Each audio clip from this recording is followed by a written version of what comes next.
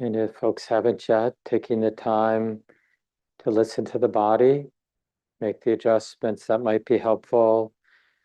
We're looking for a stable, relatively comfortable, relatively upright posture for the meditation time.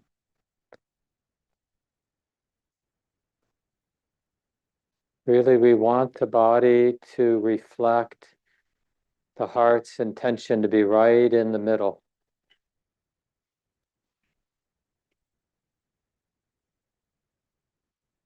So it's good to say it or put it in a positive. So instead of saying to not be distracted, but what does it feel like, look like bodily, to be alert, to be awake, to care enough to feel what's moving now in the body, in the heart and mind.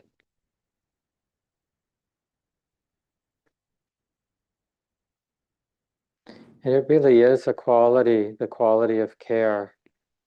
Care enough about my life now to not miss it. I care enough to connect, to open and receive, feel.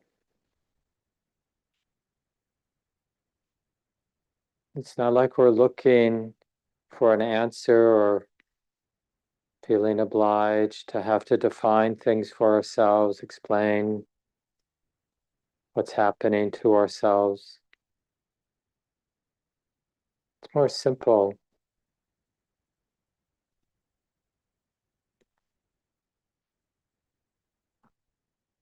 So, as a beginning for the guided meditation, just contemplating directly in your own subjective experience now, just contemplating the reality of non-distraction or the possibility of non-distraction.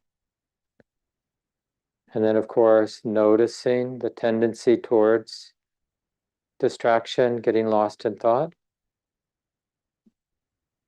and just finding a way to value, to appreciate moments of non-distraction, really getting to know what that is, the difference between what we call distraction and non-distraction. As if it were the most important thing, this comprehending the difference between distractedness and non-distraction.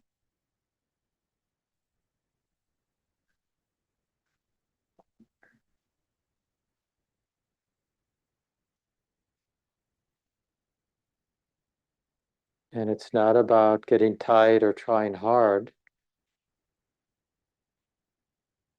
It's just this beginning where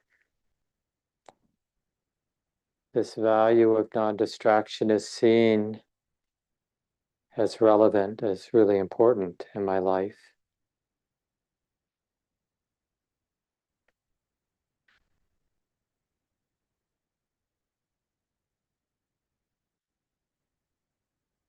So the Buddha would often suggest we begin with the simple realization there is a body.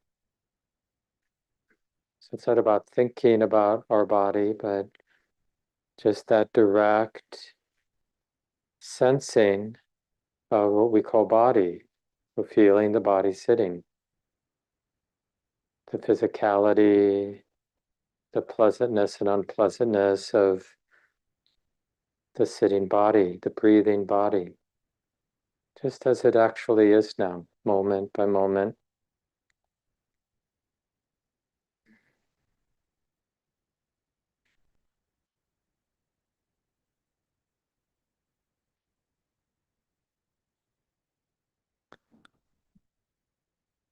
This relationship between the knowing mind, the feeling heart, and the body is really the heart of all the ways the mind relates to everything, other people, experience.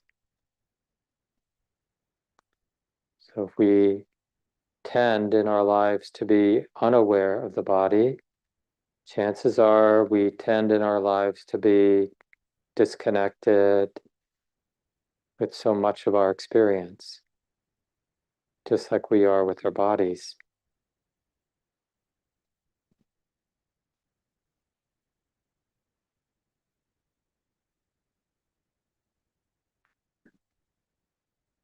And you can repeat silently that phrase if it's helpful that we get from the Buddha. There is a body.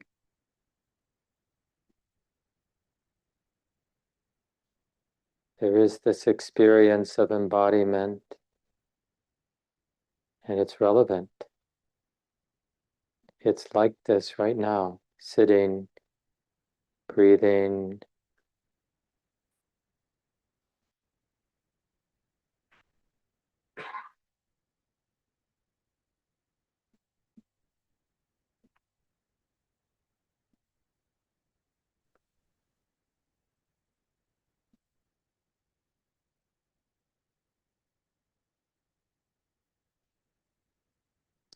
And this includes, embodiment includes the quality of the heart. What's the feeling, the quality of the heart now? And just simply receiving whatever's there to feel, and not needing it to be different than what you're feeling.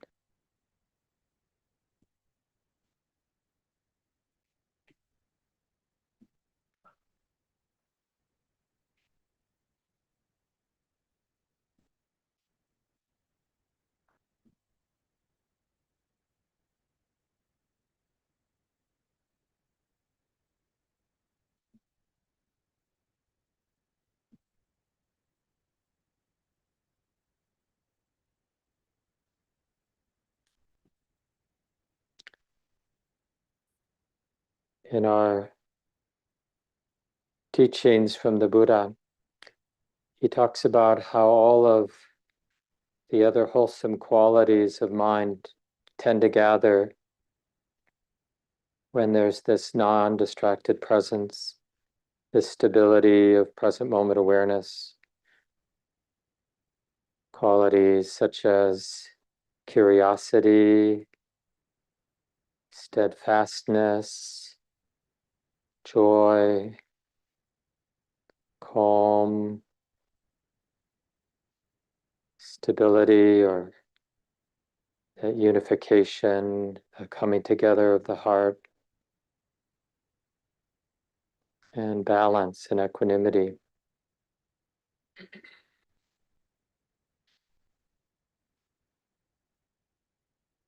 So let's continue in silence now for the rest of the sitting time. And just come back over and over again to this contemplation of non-distraction and noticing the other wholesome qualities that tend to arise when there is this stability, this continuity of non-distraction.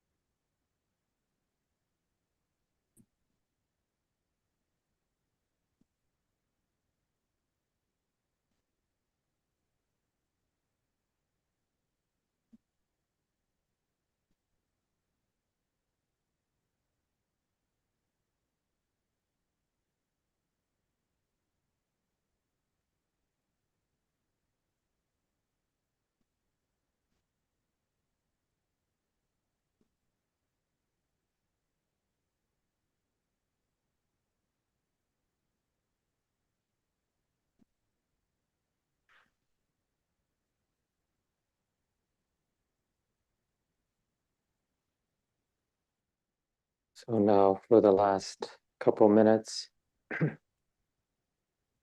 mentioned that when we value non-distraction,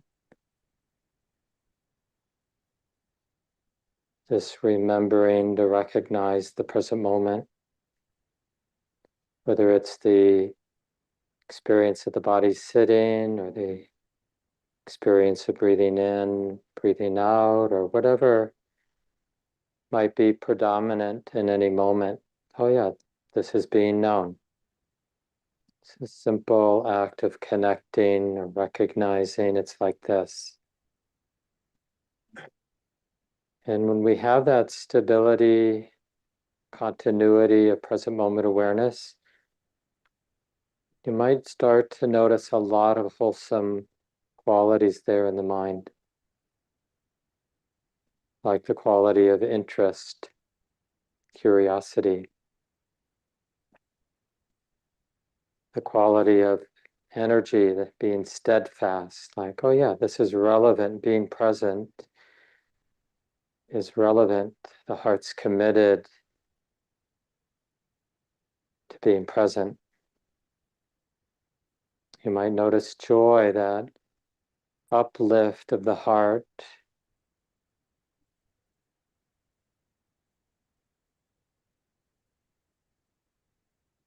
almost this sense of how amazing that things are coming and going. How even ordinary moments in their own way are amazing, astounding. How much we usually miss because of distraction. And the quality of calm, tranquility, and inner contentedness.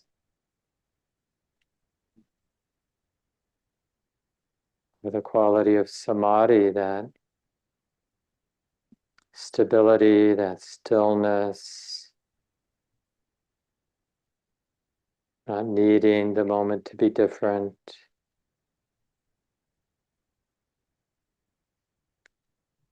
And even this more profound quality of equanimity, or kind of spiritual balance that's not pushed around by what comes and goes, by the pleasantness or unpleasantness of experience, an evenness of the heart, not a flatness, but an ability to be undisturbed, right in the middle.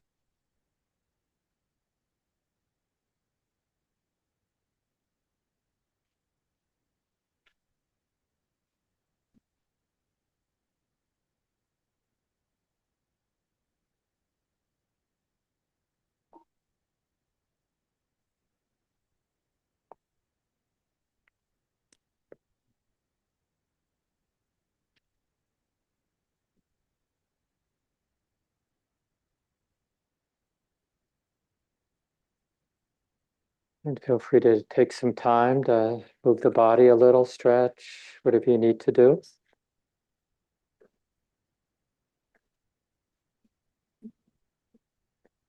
Good to see everybody here. Missed you last Sunday. I was here, the only one, except our wonderful folks who shovel snow. People online might not know if you're not from Minnesota, but we got dumped last Sunday. And now, after a warm week, it's almost entirely gone. So it's been a real change. And we'll have the kids come in later this morning before we end. So I'll do the announcements now. Gabe Keller-Flores and Stacy McClendon and I will lead a workshop on April 11th and Saturday afternoon on wise speech and divisive times. Seems necessary for all of us, myself included, to, yeah, just like, how do we show up? How do we stay in relationship and conversation when it's a really polarizing time? So we'll look at what the Buddha had to say and just what we have learned from our own experience. And then this coming Saturday, Shelley Graff will lead a day-long retreat on the 28th. Then the next Saturday, the 4th of April, I'll lead a half-day retreat in the afternoon.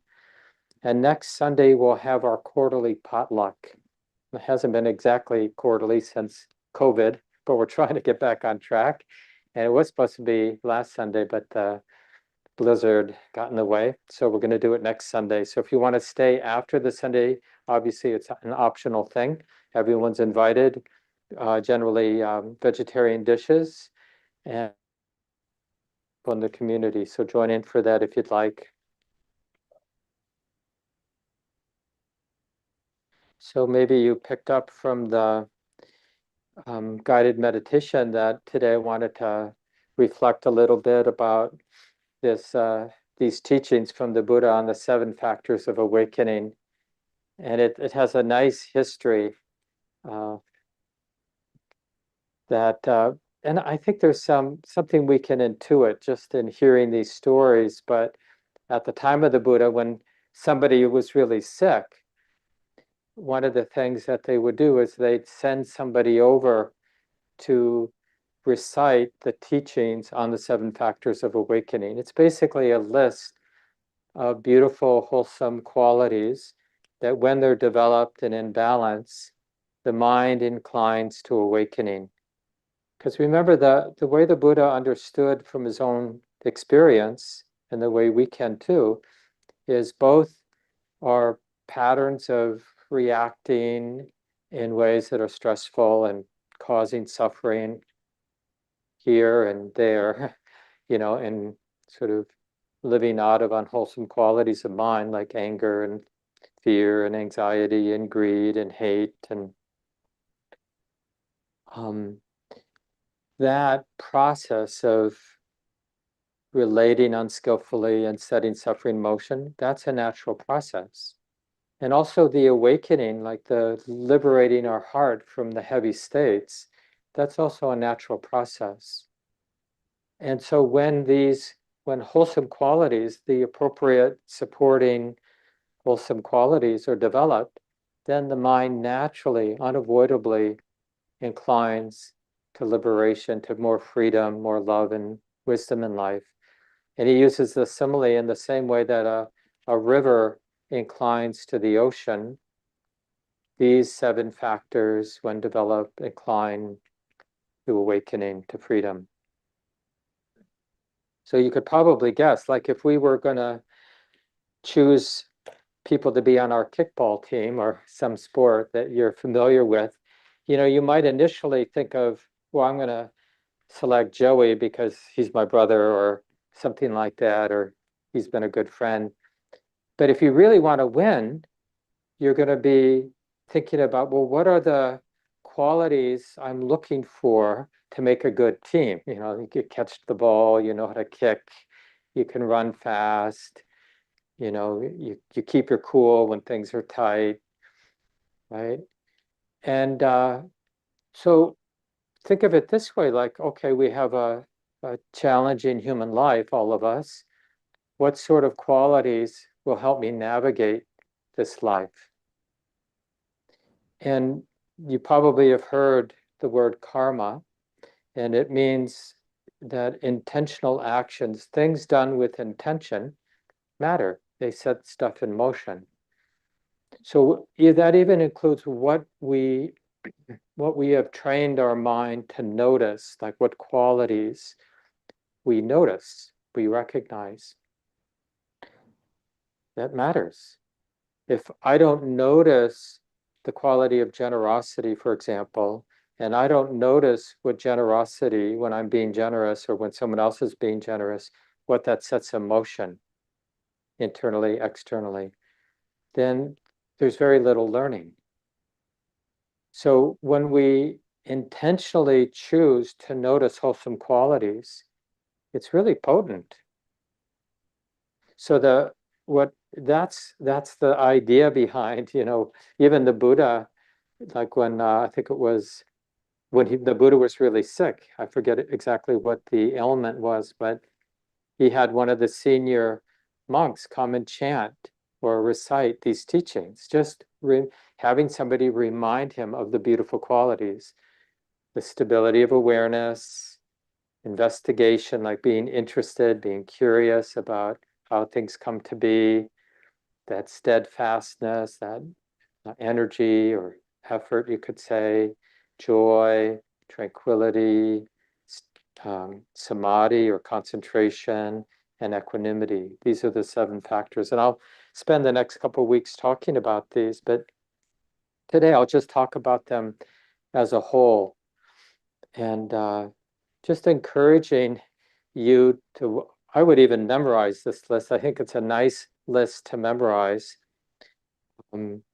Beautiful, wholesome qualities of mind, some that are energizing, investigation or curiosity, energy, and joy. These are the energizing qualities. And then 3 more receptive, tranquilizing qualities of tranquility or calm, concentration, and equanimity. And so when they're developed and in balance, this is the mind that naturally sees things as they are. We see, we understand, open to what we haven't seen clearly before, open to clearly before. There's so much that's here, but hidden because our mind, what is our mind? Well, it's distracted, it's superficial, it's flitting about here and there, it's lost in thought. We're not really, we don't have that stability of present moment awareness. And, I've been teaching now for well over 30 years, and just in my own practice for the many years that I've been practicing, one of the common things that you hear as people, as a person's practice is deepening, we experience like almost a surprise, a disorientation, even in moments of panic, because when we bring together the supporting causes and they're in balance, the qualities of mind that lead to seeing things clearly, all of a sudden the mind, surprise, surprise, is seeing things clearly. And that is so unfamiliar. It's shocking because the reality we know is not the reality of seeing things clearly. What are we seeing instead of seeing things clearly? We are seeing things in the way we expect to see them, right? We keep seeing things the way that sort of the way our mind is conditioned, the way our mind frames.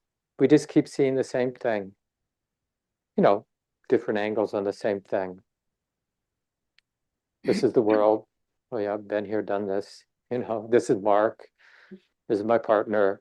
This is common ground and Sunday morning. And we sort of live inside of these prisons of our projections over and over and over again. So that's sort of one of the things we'll notice, that when we develop wholesome qualities and learn how to bring them into balance, and the mind starts to open, see, experience things just as they are.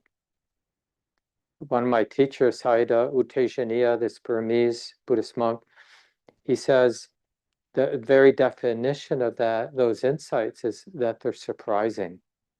Even if we have heard from lots of wise teachers, like what to expect, when we actually experience things as they are, it's always surprising because it's not, by definition, not what we think.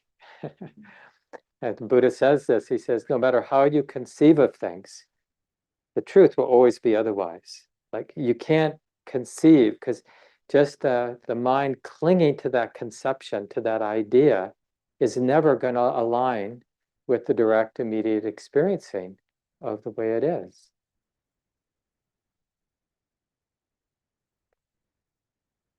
So just, if you thought about that scenario where you got to choose, you're in some cosmic buffet line and you get to choose the qualities of mind, the qualities of your heart that you would have as your life is about to begin, would you choose like mindfulness, that reflective awareness, right? That's sort of the foundational wholesome quality, like I mentioned in the guided sit, when we develop, and it's subtle, so it takes some practice to get a sense of what it means to remember to recognize the present moment. Because it's not the same as being conscious. Consciousness is that part of the mind that, senses. But we have this ability to know, to be aware of what the mind is sensing, right? So that's more of a reflective knowing. It's related to consciousness, but it's got this ability, like almost as if we're observing what the mind is conscious of, what the mind is knowing. We're knowing what the mind is knowing.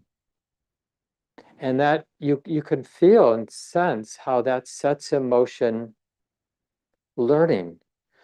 Like when we're aware of what the mind is doing, what the mind is knowing, what the mind is experiencing, then we can also be aware of, like, given how the mind is relating, given what the mind is doing, what the mind is knowing, what's getting set in motion.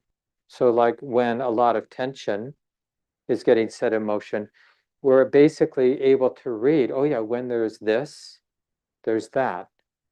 Or when there's a lot of releasing, a lot of letting go happening, the mind that is reflectively aware connects the dots. So the Pali word is sati, remembering to recognize the present moment, or just non-distraction, right? Because when the mind is not distracted, it's going to see the basic truth of any moment.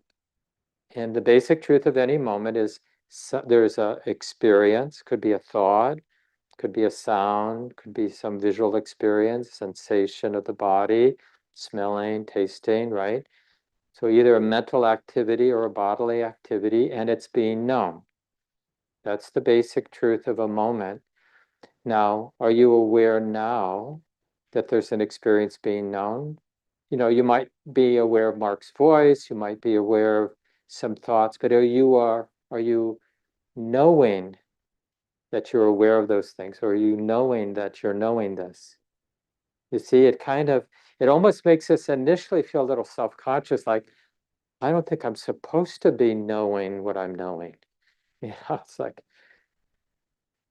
but it can become the new habit of the mind, just to be reflectively aware and not tight about it. And like, if I were choosing qualities that are going to be on my team, I would want that quality, that stable, non-judging presence. As awkward as it might make me feel initially, it's like it just brings to light what's happening. Because otherwise, without sati, without that mindful awareness, and it has a quality of wisdom to it, we're sort of on autopilot. We're still conscious, It's like you can drive home. You're consciously aware of when to turn right and when to turn left and when to speed up and slow down. But you could be completely lost in thought too. And it's like, oh, I'm home.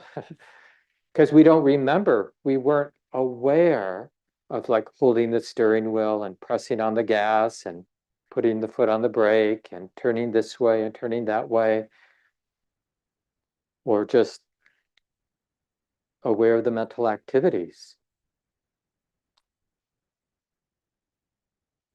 So much of the pattern of distraction is, it's like we don't want to be aware when we're distracted. Have you noticed that? Like I just led a 4-day retreat at Common Grounds Retreat Center, came back yesterday, and I was watching something on a TV program. And I didn't, I've been practicing a lot these last 4 days, teaching a retreat. I get to sit a lot during those times. And so my practice has some momentum. So it's just sort of interesting. It's like, um, I was exhausted, it's a lot of work. So I was just sort of chilling out.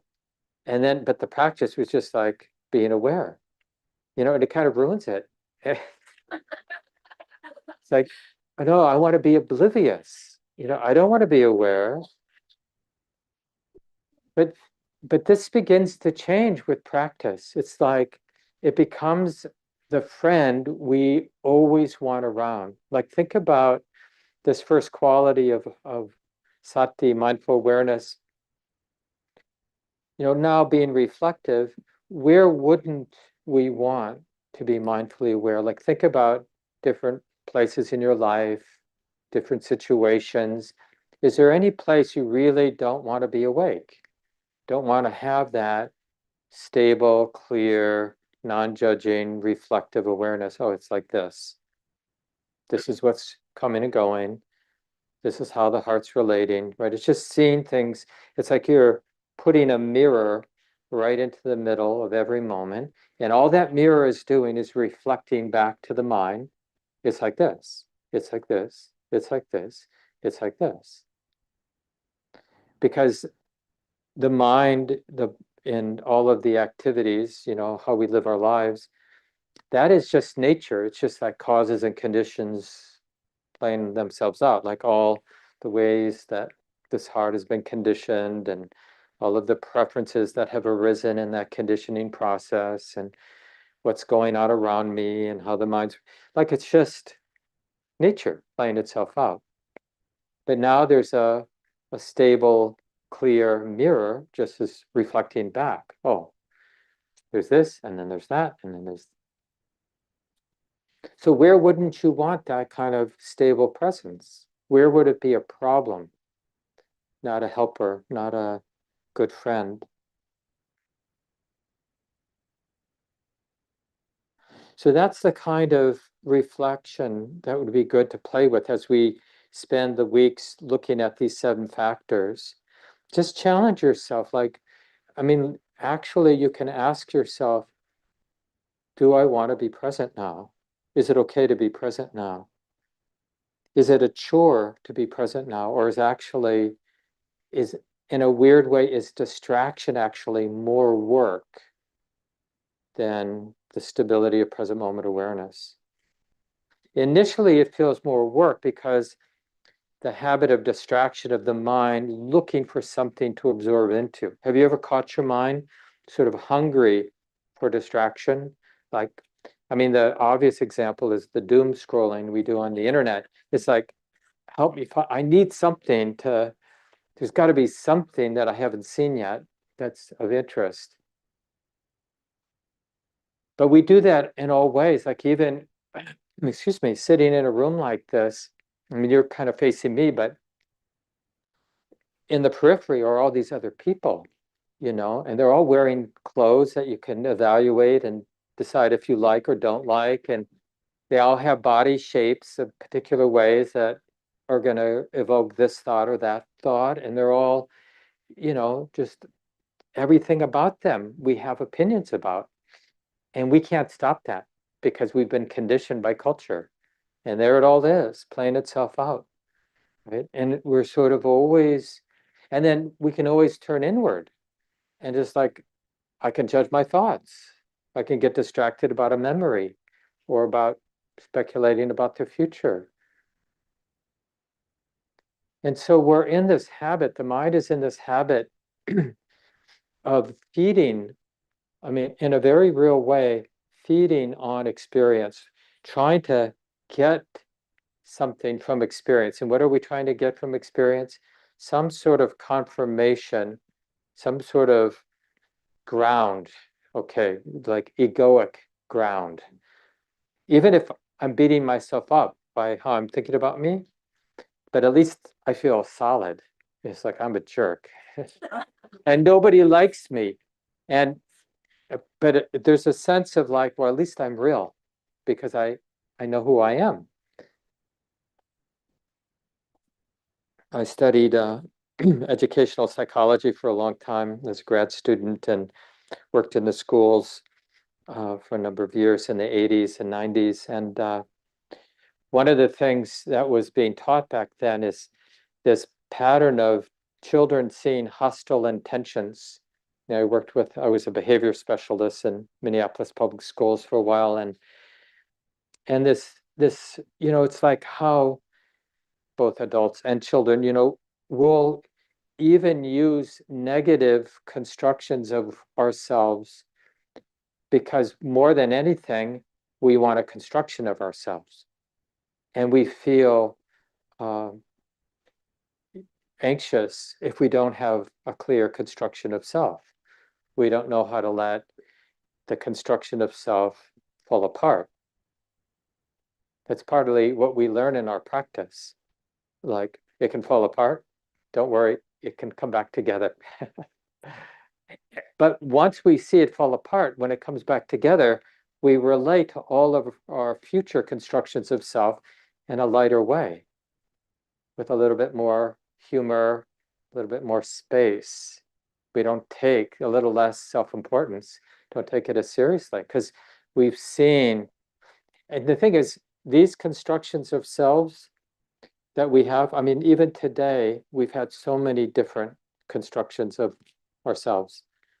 You know, maybe you dropped something earlier this morning, and you for a few moments you had a construction of self.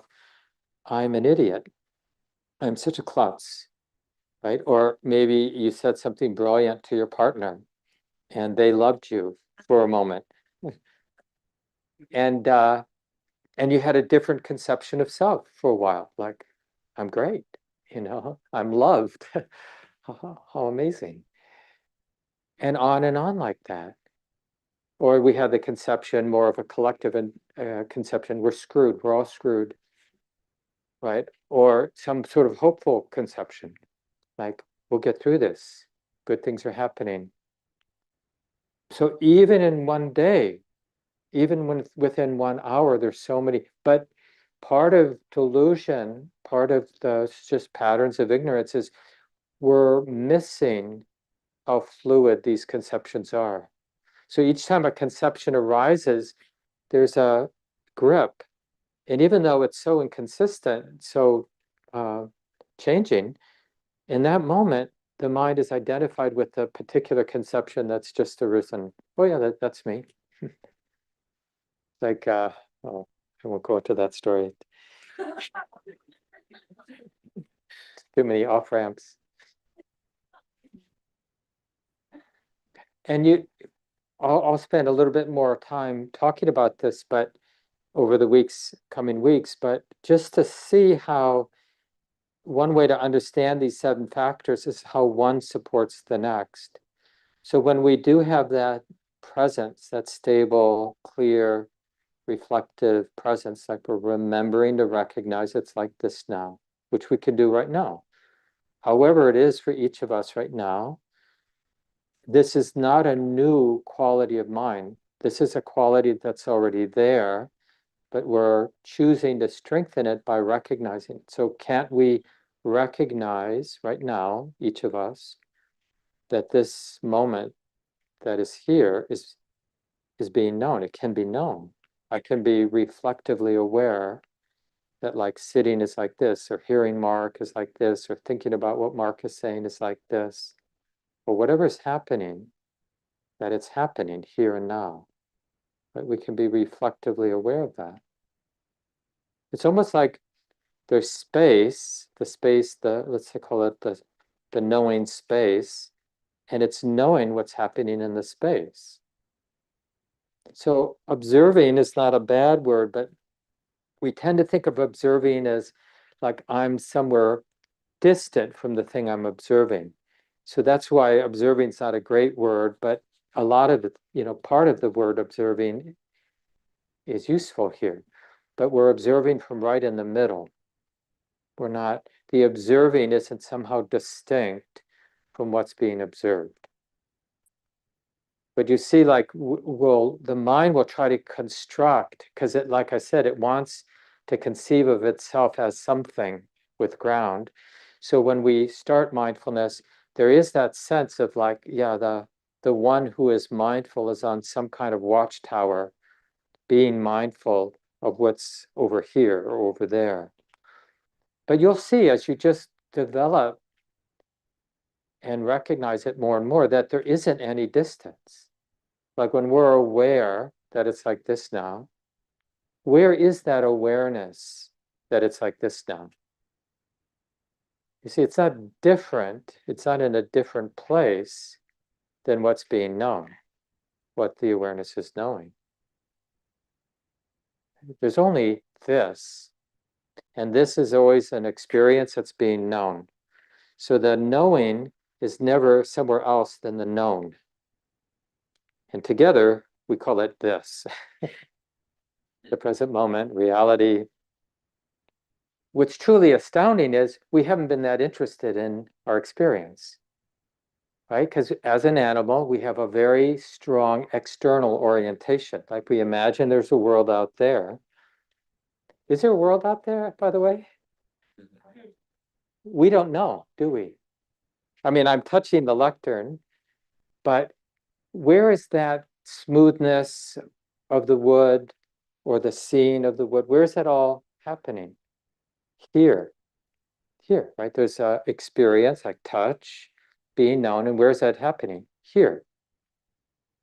That's all. There's not like in and out. That's a thought that's happening, being known here.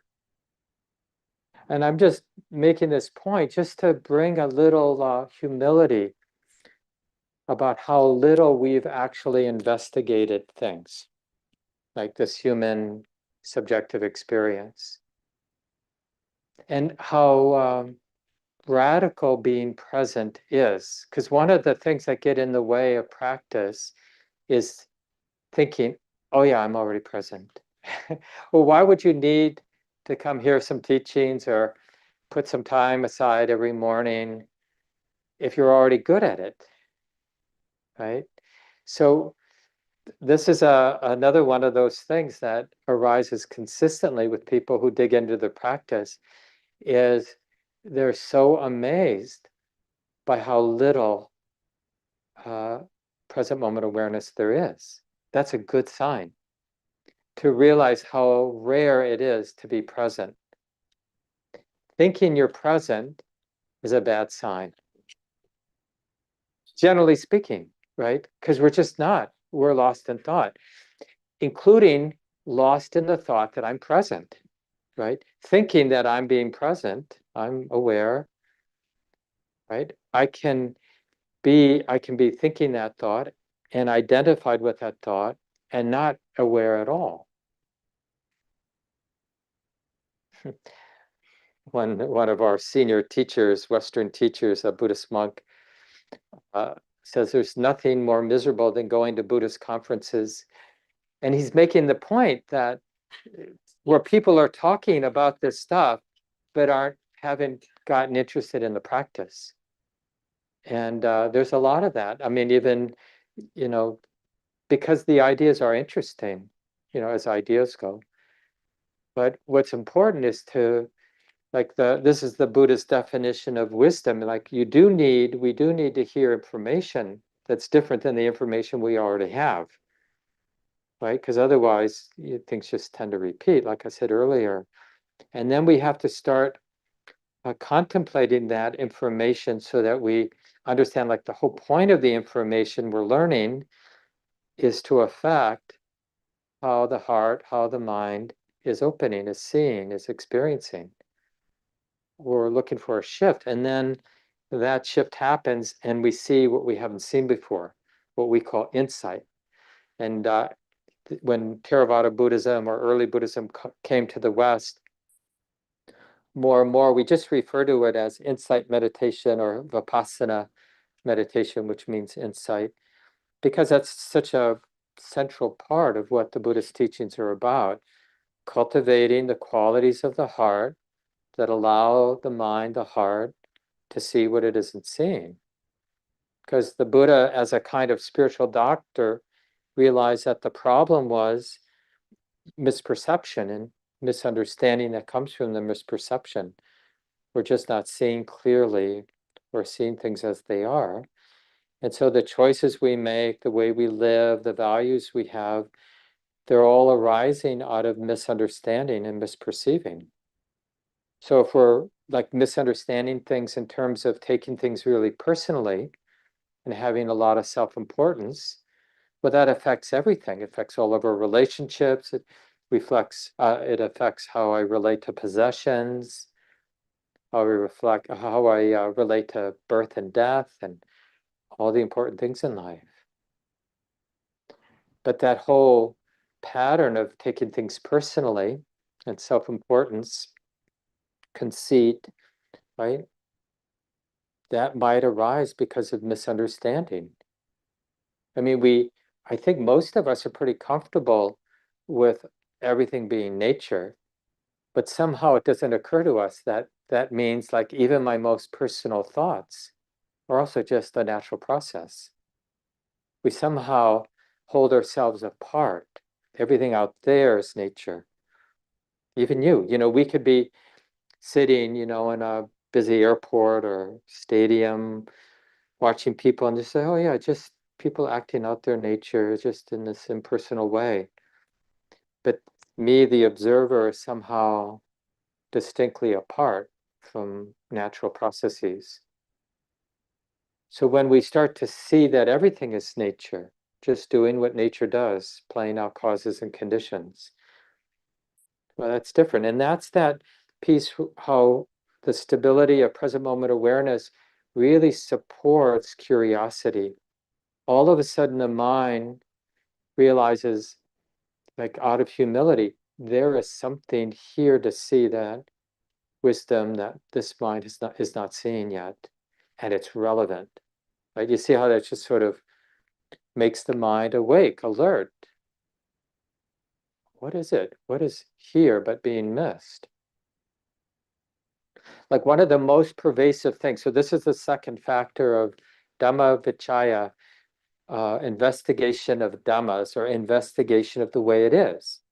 Not intellectually or theoretically, but actually in our subjective experience. And what's, as I sort of mentioned a little bit ago, that we're not interested is a reflection of the arrogance that's just there. It's just kind of commonplace arrogance. I'm already seeing things as they are.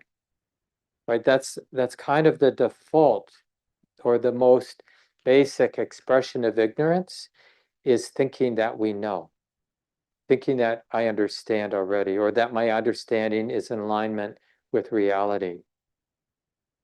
Not being interested, not really thinking the present moment is relevant. Think about how many moments we've had today. I mean, there are a lot of moments in a second, right? So lots of moments.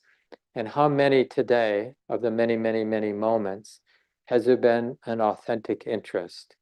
Like there's something here the heart really wants to receive, to see clearly, to like letting the moment reveal itself. Like a good scientist, you don't probe too much. You create an environment where the phenomena can reveal itself. And often you study, you don't ideally bring it into a lab. You want to just see it in its natural environment.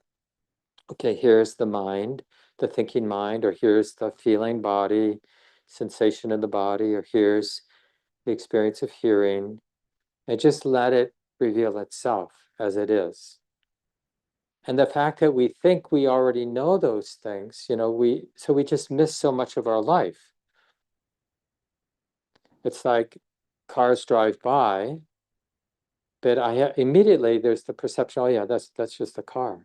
So I don't actually have to be there for it. Or I look out at the crowd here, or look up at the screen and see the folks on Zoom. And there's really very little of that simple reception of the visual experience as visual experience. It's just like, oh yeah, that's just the screen. There's just a bunch of people that I guess are out there somewhere. We're not really letting things in. And if we do, it changes our relationship, because the idea I have of reality creates a substance that isn't actually there.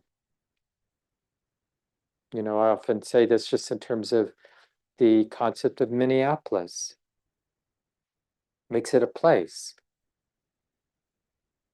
But what is the Minneapolis in this place? See if you can find it. Oh, this is the Minneapolis. But as a concept, it's really substantial. The Buddha uses the image of a chariot, like if you have a chariot, which was a mode of transportation, of course, at the time of the Buddha, and you broke it into all the pieces, where's the chariot in all those pieces?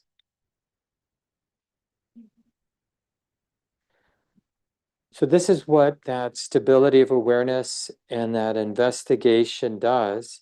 And then the energy, that steadfast, courageous energy, that's the third factor of awakening.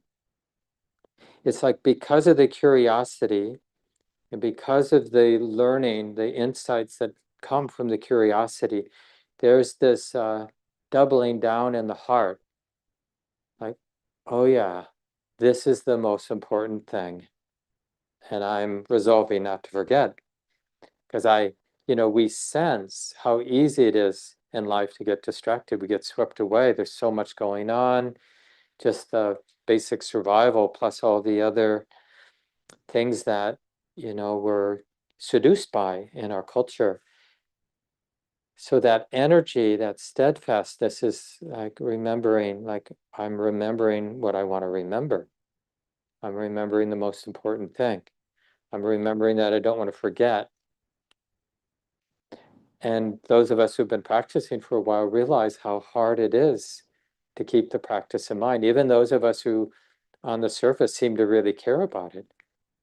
It's really hard to keep it in mind. You go home or even the bell rings. It's one of the things I really appreciate around several of my teachers, including Sayadaw Tejaniya, who just emphasizing over and over again that we're looking for a practice that we can do 24/7. I mean, it's not easy when we're asleep, of course, but at least while we're awake, not just when we're formally doing our sitting meditation practice, which is good.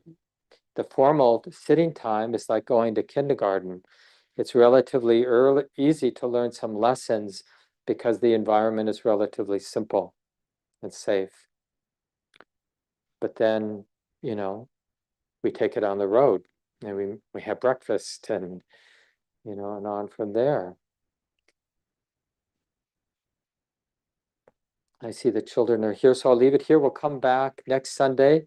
I'll continue from investigation into energy, into joy, and just understanding these beautiful qualities.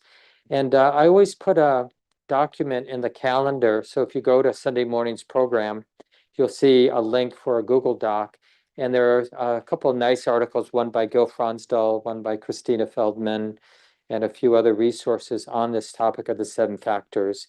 And some of you might find that extra study helpful. And how about today, Rock? We'll